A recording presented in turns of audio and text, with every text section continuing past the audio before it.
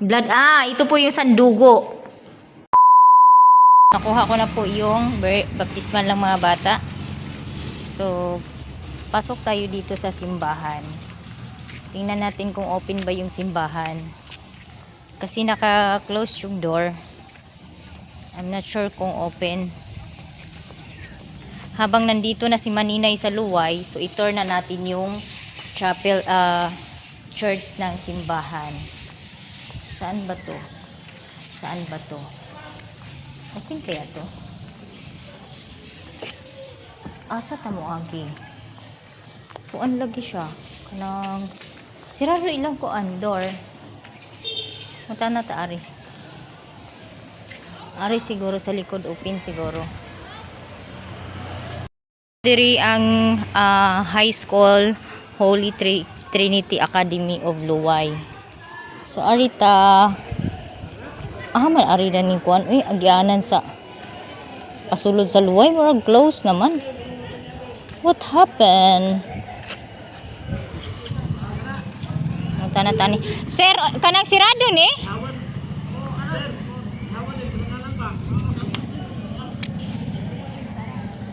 Tani. Open ang dadto sa atubangan? Okay. Thank you. Open the dining door diri sa entrance. Ari ta una sa sulod sa simbahan. So kaning simbahan diri sa Luway. Simbahan dati sa Luway, doon po yung sindihan ng kandila. Yun, naka-separate na. So itong simbahan ng Luway is iba na po yung ano niya kasi nasira to. Thank you sir. Ay abi na akong close. Open day siya guys. So kinahanglan na gid i-close pagkauman. Dian ako sa sulod sa simbahan and then mao ni siya ang inyong mabungaran diri sa simbahan sa Luway. Mao ni siya ang ginabutangan og bindita. Unya mao na siya ang para sa taas, para sa choir. Mao na siya ang bubong sa simbahan sa Luway. So mao na siya ang bubong diri. Parihara sa lubok ug kuan nga naa sila'y mga picture sa Santos, Mama Mary, halos tanan ang nakakuan sa ilang bubong. Siya muna siya ang design sa ilang simbahan. Malingkuran po na siya diha sa taas. Dili kay siya dako ang simbahan diri sa kuan Luway. Pero nice gid siya kaayo ang ilang bubong kay naa ang mga angels, Mama Mary. Jamuari ta aning altar dapit guys. Kay atong tan-aw ni ilahang. So lahi ra gid kay siya mas kuan ang salubok kay daghan kay siya mga santos nga naka display sa sulod sa ilang simbahan. So diri gamay lang siya. Muna siya ang ilahang kuan diri sa Luway. Kani siya round. Diyan na. So mostly gid ang simbahan diri sa Luway is sa Bohol is inana gid ang design sa ilahang bubong. Ito na po yung pinaka-altar guys dito sa Church of Luway.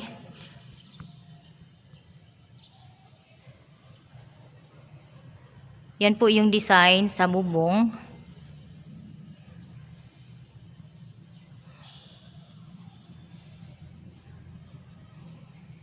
Yan po. Tapos yan. So ako lang mag-isa kaya makaano ako ng video. So yan po yung church dito sa Luway. Kabuuan ng church dito sa Luway.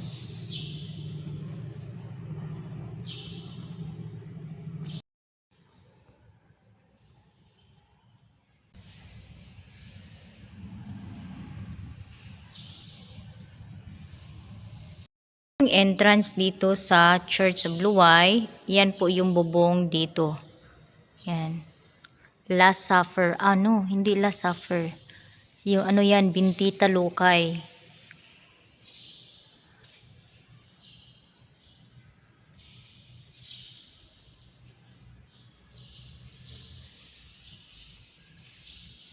dito tayo pupunta sa sindihan ng kandila. Close natin to kasi yun yung sabi ni sir. Pagkatapos daw ay i-close ito. Para walang aso na papasok.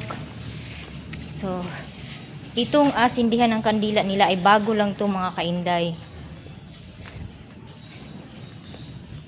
Pinaka-plaza dito sa church. Tapos dito tayo pupunta. Nandito po yung sindihan ng kandila. Wala akong kandila, hindi ako makasindi.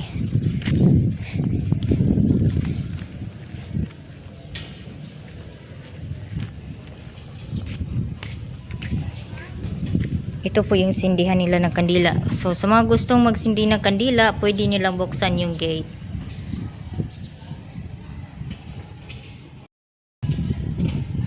Ito po yung kampanaryo.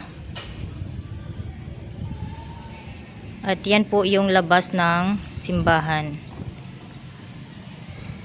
Meron silang basketball court dito at yan po ay yung paaralan. Yan po ay Central School. Ayan. Yan po yung pinakalabas ng simbahan. Pwede makatanaw dire? Pwede makatanaw dire? Ari daw ta. Museo ng Pamana at Kasaysayan ng Buholano. Uy,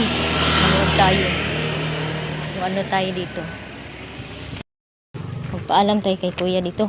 Unsa man po ni Dani museo mo gyapon ni siya. Kato dito? So pwede gyapon ta dito. Okay. So unsa man ni siya Dani nga kuan? Ato ikuan guys mo na siya dire. Museum ng Pamana at Kasaysayan ng Buholano. Hello, madam. Tanaw ko, madam, ha? Lagbok. Lagbok ta ani kay basin jag nay mawa. Tapos diri na ta. Unsa man nga kasi kuan niya di? Ano siya mga parts sa altar sa Luway man.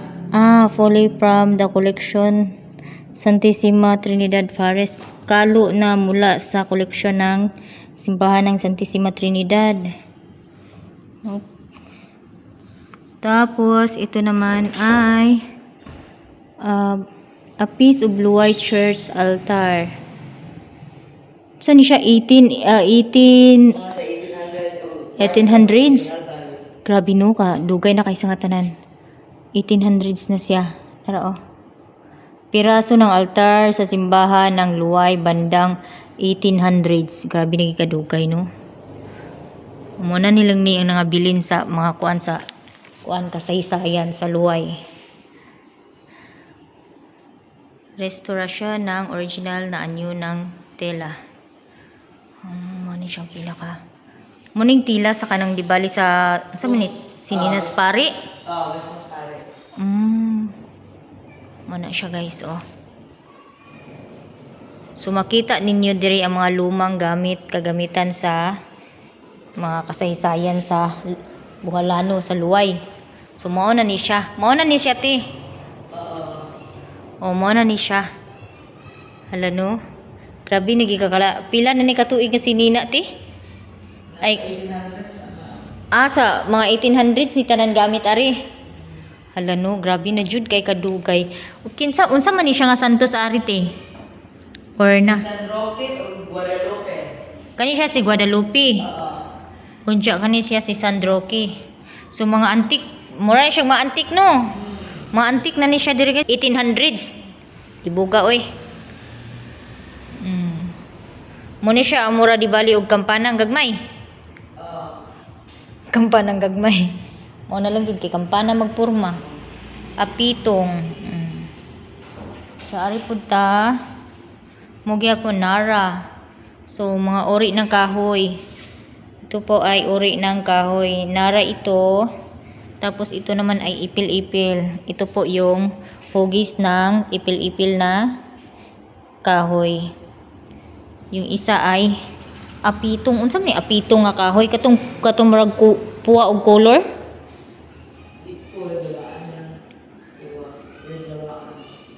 kuan man ko diri naghuwag baptismal sa akong mga anak. Dili, nagkip sila tanan. Oh, kuan ang duha na ko ka bata, bulanon jud to.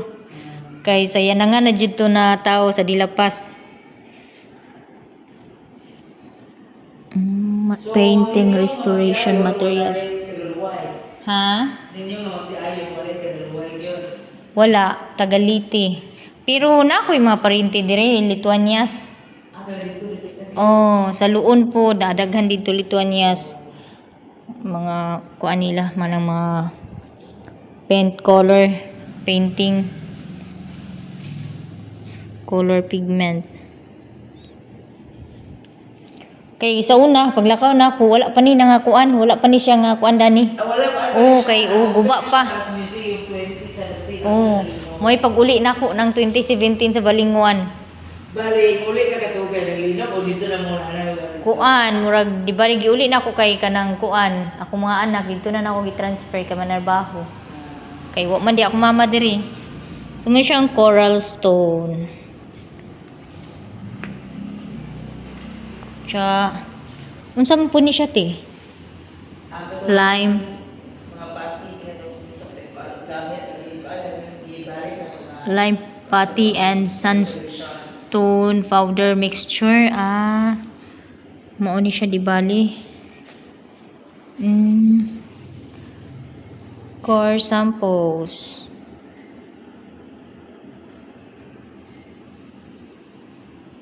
Una ni siya ang mapa sa simbahan. Oh, Kalingawan, may na lang na piso. Diha ako. Pero dili na jud ni siya mao ang kuan karon tino. Ubag-o na gid ni siya nga sa kanang diri sa simbahan. Or ang katong daan niya. Mani sila. Cute kay tan-aw. Abi na og gihimo ni eskwelahan. Wala na. Unsa man mong tuiga gani na gugora ni wala pa na pagbiya. Wala pa jud ni. So, morning sulod diri sa ilang museum.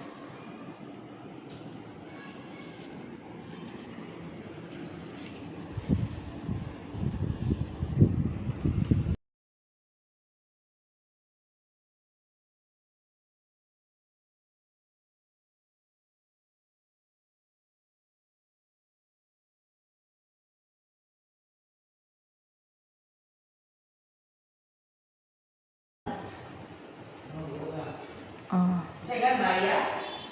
Maya Mia.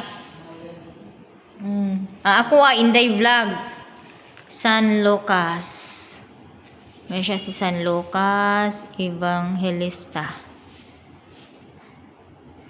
Kani si San Marcos Evangelista. Igsuon ni sila te? Mga evangelista Dili. Parihara lagi silang apelyido no. evangelista. Ay, kuan. Ang singanda ni nila. Ujukoy hanaw lagi. Apostoles. Ujukoy kahanaw-hanaw mga maninay. Abi na ako kapilido nilang ebanghilista.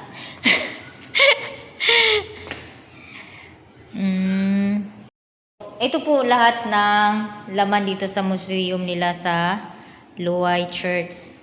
So, separate po yung building dito. Dati, 2017, nung umuwi ako, wala pa to talaga guys, nung tumira ako sa Yanangan. So, malaki na yung pinagbago po sa Luay. So, thank you te! Arin ako, salamat!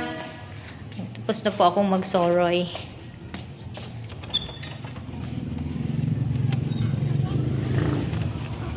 Ato ya sa pika siya. Unsa man pud na dato ya? Kanang mana siya ato kanang Lakan nimo? Dili. Aw, abi na lakan nimo. Duduk. Ayat pikas ta. Ari ganing pikas. Amro dipin nga. Magsuroy pud ta aring pikas. Kay naa pud ari.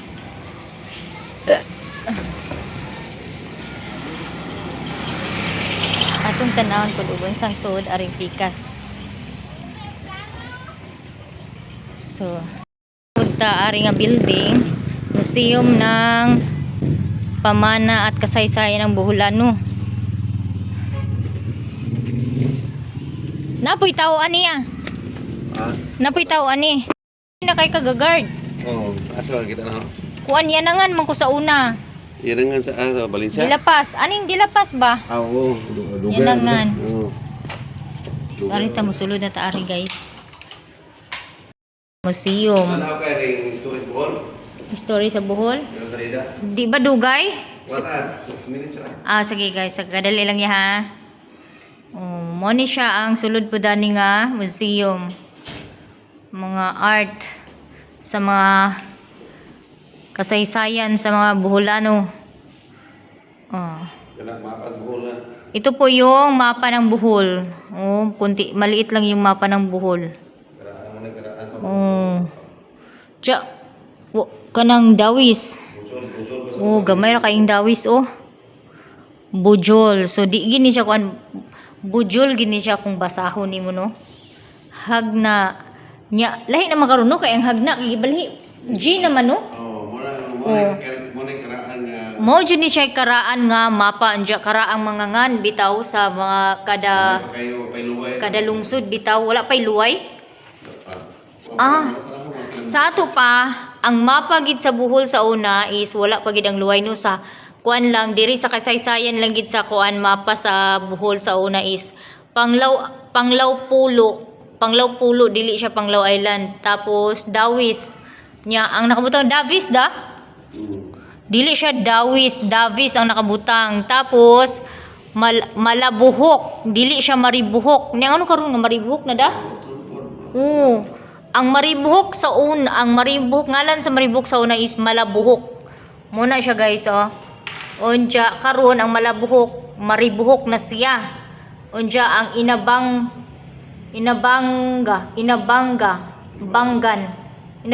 da Inabangan ang Inabanga sa una ay ngan sa Inabanga sa una is Inabangan so grabe jud kayo kakuan lahi ra gid kaayo unsa man ning Iraya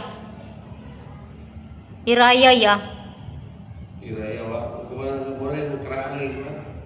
Kaning Iraya abot wa ko kabalo unsa na ni siya nga lungsod karon so Talibong ang Talibon sa una na Talibong so karon Talibon na siya anja kanliron kanlaon kaning kanliron karon ang ngalan niya is Kanlaon unya ang hagna ina nag-spelling ang hagna dayo Bisaya gi kay day karon kay lahi na siya English na siya nya kanipod ang lubok nga tanan lungsod nga wala pa diha kaniadtong panahon no mao pa ni siya ang mga lungsod sa kaniadtong panahon wala pa ning luway nga lungsod Lila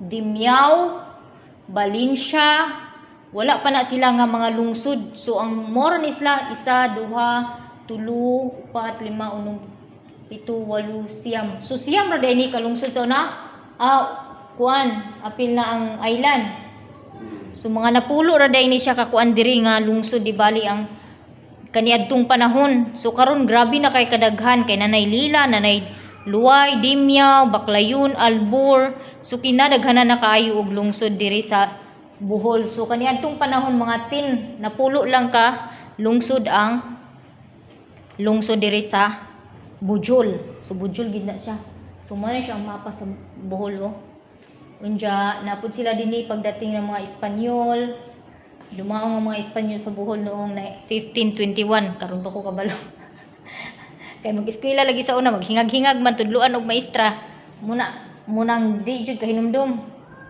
layo nilang makahanap ng ibang ruta papuntang Molucas kung saan nagmula ang mga mamahaling sangkap ng Pampalasa unsa man niya sangkap ka gayon man napatay ang pinuno ng ekspedisyon na si Fernando Magallanes. Ito po yung kasaysayan kung dumaong yung mga Espanyol dito sa Bujol. So, 1521, year 1521.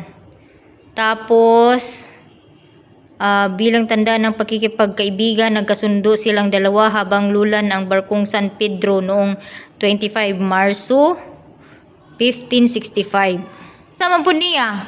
Muni mga Espanyol yan nga nagkasundo. Wala black ko pa man. Blood, ito po yung sandugo. Dito po, ito po yung sandugo. Tapos ito naman pagbabago sa ilalim ng mga Espanyol. Change under the Spaniard.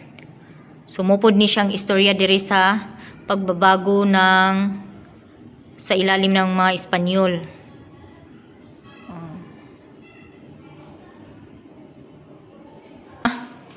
Kanang modelo ng mga bahay ng pamilyang Rocha. Asa man nga balay dapit ya? Sa tugilaran na. Sa Tagbilaran ni siya. Ito namang modelo ng bahay ng mga pamilyang Rocha Suarez. Yan. So mga karaan gigay siya no. Tapos ito naman modelo ng bahay ng mga pamilyang Clarin. O sa scale model Clarin Ancestral House. Mao na ni siya diha sa dapit sa kuan Pantalan. O mao na ni siya. Kanang naa diha dapit sa kanang Pantalan. Di ba gihimo naman na siyang kuan karon spot. Diri makita po ninyo ang paghihimagsik ni Tamblot. Kinsa man ni Tamblot karon pa ko kadungog. Unya mabasa po ninyo diri guys ang kasaysayan. Kung unsang tuiga ang paghimagsik ni Tamblot. Tapos Tamblot's Revolt, Daguhoy's Revolt. So paghihimagsik ni Daguhoy. Grabe ang ilang kasuko no. Yan po yung istorya sa baba. Makikita nyo, mabasa ni dyan. Kani mga pag-alsa at paghihimagsik. So nakaukit lang siya sa kahoy. Yung mga kuan nila, mga hitsura nila. Ganyan lang po siya. Tapos Gobernador de Canton. Yan din yung story niya. Mga tuiga mga maninay murag wa pa jud ko. Tuwa pag ko sa pinaka tumoy-tumoy sa kuan itlog sa kong tatay. Unya di adiri pakikipaglaban sa mga Amerikano. Mo ni siya ang patuloy na lumaban ng maraming Boholano sa mga Amerikano sa pangunguna ni Coronel Pedro Samson. Nandito yung istorya niya guys. Tapos ayan. So another map sa Bohol. Kana siya, unsam na siya. Water cure ang pagpapahirap na ginagamit sa mga Boholano noong digmaan laban sa mga Amerikano. Yan po yung paghihirap ng mga Boholano sa mga Amerikano. Unya mga sundalong Amerikano tubigon 1900. So, ito naman ay mga dumalo ng Sunday School ng mga Presbyteriano sa Bohol. Diyan itong isa ay dispensaryong ipinatayo ng mga Presbyterianong Amerikano sa Tagbilaran. Ito naman ay Pangulong Manuel Quezon kasama ang nooy Gobernador Carlos P. Garcia Tagbilaran 1937. Unya ito naman ay Paliparan ng Tagbilaran 1938. Ito namang isa ay kapilya at paggamutang ipinatayo ng mga Presbyterianong Amerikano Tagbilaran 1909. Ito naman ay bus ng Bohol Land Transportation. Imagine niyo guys, ang bus sa una sa kanang kuan dito sa Bohol, ganyan lang siya parang jeep lang siya no. Bureau of Animal Industrial Ubay Stock Farmer. Meron din ditong isang gurong Amerikano kasama ang kanyang mga mag-aaral bandang 1900. Yan din po yung istorya nasa baba. Yan po, parang ano siya. Kasaysayan din to ng giyera. Ayan oh. Ito po yung modelo ng bahay sa pamilyang Saraga. Yan po. Tapos ito namang bahay na to ay sa pamilyang Murgia.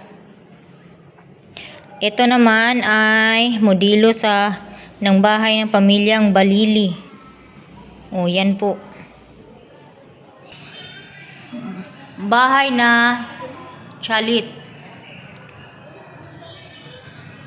Yan ang istorya niya guys. Paglaban ng mga Hapon. So andito po yung istorya sa baba. Yan. Dito guys, hindi ko na iisa-isahin at baka kayo ay maboring na. So yan po, yung dito sa loob ng isang museum. Yan po yung mga nakalagay dito. So ito naman si Carlos P. Garcia. Yan, magtanaw tag history sa Bohol guys. Kay 6 minutes raman daw. Play. Oh, sige magtesting kung tanaw ya. 6 minutes naman kaniya. So magtanaw tag history sa Bohol.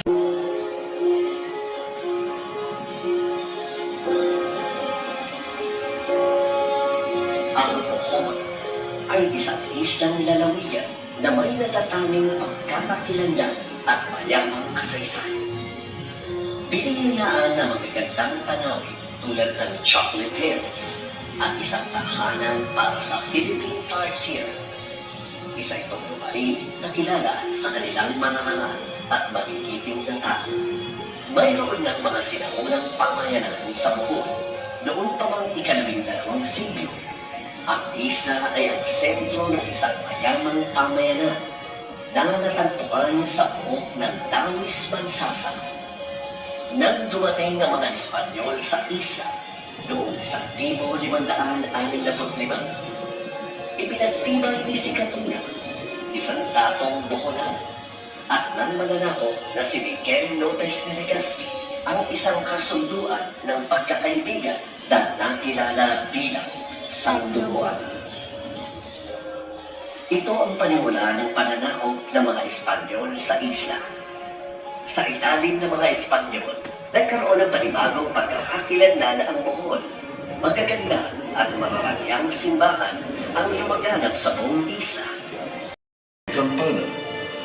So nanood ako ng history ng Bohol. Yan lang po guys ang lahat ng nandito sa museum nila sa mga kasaysayan ng Bohol. Sana po ay may natutunan kayo at may nalaman kayo no. So ako'y mag-uwi na guys dahil tanghali na rin, lunchtime na, magluluto pa ako ng aking binili na lambay. So hanggang dito na lang yung video guys. Maraming salamat. Ako'y magpapaalam na ng bye-bye na mga maninay. God bless us all and more blessings to us. Thank you so much.